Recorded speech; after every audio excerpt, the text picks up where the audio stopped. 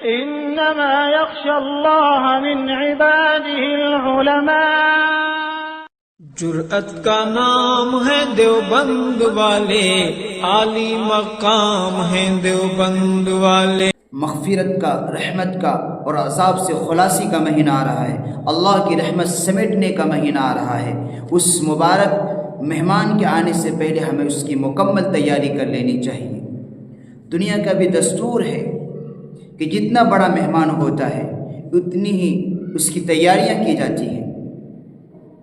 رمضان کا مہینہ یہ شہر القرآن ہے، قرآن کا مہینہ ہے، ہمیں اس کی تیاری بھی پوری کرنی چاہیے۔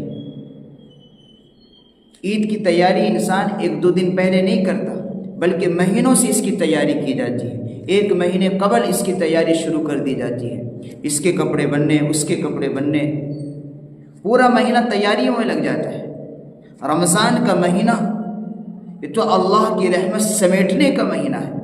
11 مہینوں کے گناہوں کو معاف کرنے کا ایک بہترین موقع آ رہا ہے کہ ہم نے 11 مہینے گناہ کر کر کے اپنے نامہ اعمال کو سیاہ کر لیا ہے۔ اللہ تبارک و تعالی پھر ہمیں دھلنے کا وہ مبارک وقت، مبارک گھڑیاں نصیب فرما رہا ہے۔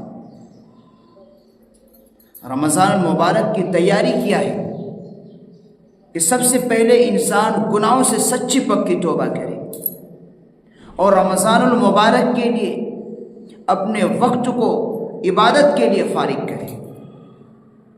اگر عبادت کے لیے ہم وقت فارغ نہیں کریں گے تو پھر رمضان المبارک کا مہینہ جیسے ہر سال آتا ہے اور چلا جاتا ہے، نہ معلوم ہماری اور آپ کی مغفرت ہوتی کہ نہیں ہوتی، اللہ کو معلوم۔ اس لیے ضرورت ہے کہ اب بہت ہی کم وقت بچ گیا ہے کہ مبارک مہمان آنے سے پہلے ہم اس کی مکمل تیاری کریں، گناہوں سے سچی پکی توبہ کریں، عبادت کے لیے وقت کو فارغ کریں، اپنے کام کاج کی ترتیب بنائیں اور پورا مہینہ۔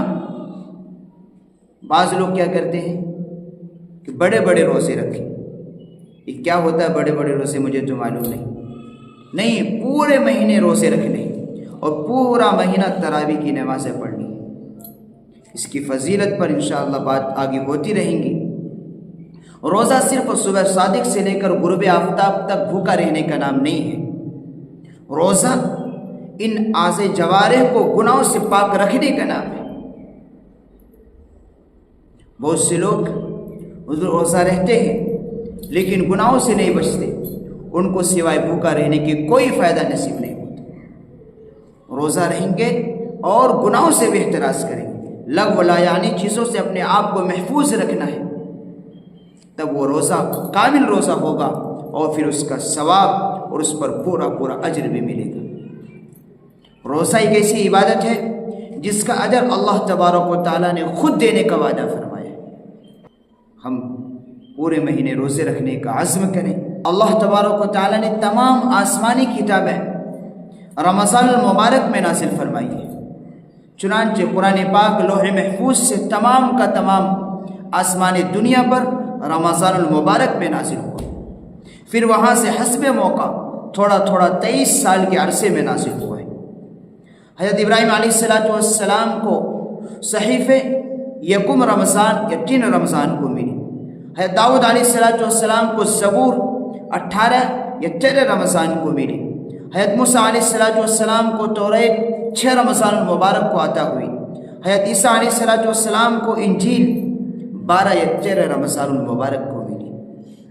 اس سے معلوم ہوتا ہے کہ کتاب اللہ کو اس مبارک مہینے سے خاص مناسبت ہے، تو ہمیں بھی چاہیے کہ ہم قرآن کریم کی تلاوت کثرت کے ساتھ کریں۔ رمضان المبارک میں اللہ کے پاک نبی صلی اللہ علیہ وسلم کا معمول یہ ہوتا تھا کہ آپ قرآن کریم کی تلاوت میں اضافہ کر دیا کرتے تھے۔ روایت میں آتا ہے کہ دوسرے اوراد و وظائف کو چھوڑ کر قرآن کریم کی تعلیم میں تلاوت میں اپنا وقت خرچ کرتے تھے۔ اس کی امتی کو چاہیے کہ وہ قرآن کریم سے خاص تعلق پیدا کرے اور کثرت کے ساتھ قرآن کریم کی تلاوت کریں۔ کتنے ایسے لوگ ہیں اس زمانے میں بھی کہ جو روزانہ 10 پارے کی تلاوت کر لیتے، رمضان المبارک میں تو وہ ایک قرآن کو روزانہ پڑھتے ہیں۔ کیا ہم روزانہ 1-2 سپارے کی تلاوت نہیں کر سکتے؟ کر سکتے۔ ہم ہی نہ چاہیں تو بہانے ہزارے۔ نہیں میرے یارو، نہیں، ہمیں قرآن کریم کی سے خاص تعلق قائم کرنا ہے، کثرت کے ساتھ قرآن کریم کی تلاوت کرنی ہے۔ قرآن کریم ایک ایسا کتاب ہے کہ جو دلوں کو صفائی کا کام کرتی ہے۔ یہ کتاب ہدایت ہے، کتاب انزلناہ الیک لتخرج الناس من الظلمات الی النور۔ قرآن کریم کو اپنا اوڑھنا بچھانا بناؤ، قرآن کریم سے خاص تعلق پیدا کرو،